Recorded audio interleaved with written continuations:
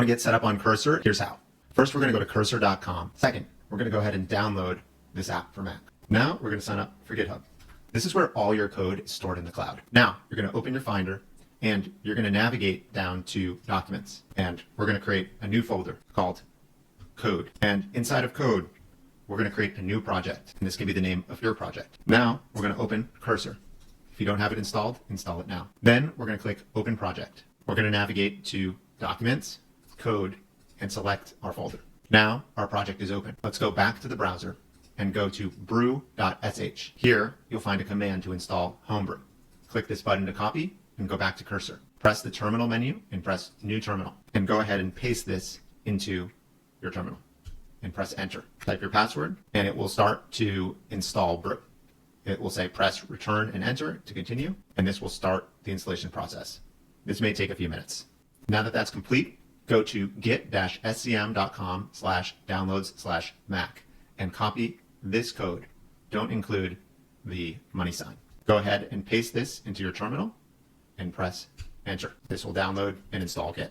Once that's done, go to Cursor, Settings, go to Cursor Settings, MCP and Integrations, and click Connect to GitHub. This will ask you which account you want to install it on. Choose your account, then press Install and Authorize. Back in Cursor, when you click on this menu now, it should say Initialize Repository. Go ahead and click that. Now, on the right side in the prompt window, type in what you want your app to be about. I'm going to make an XJS page that says Hello World. You'll see your files in this menu on the left side. They're being created.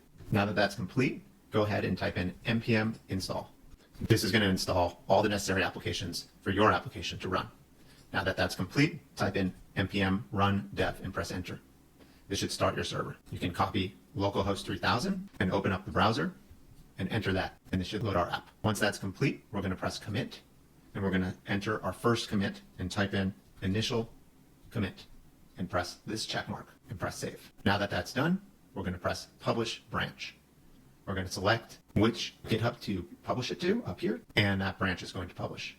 And now every time we make a change, we're going to see changes to our file structure that'll appear here on the left side. Once that's complete, we're going to go see our changes in our browser. It looks like the navigation menu has been added.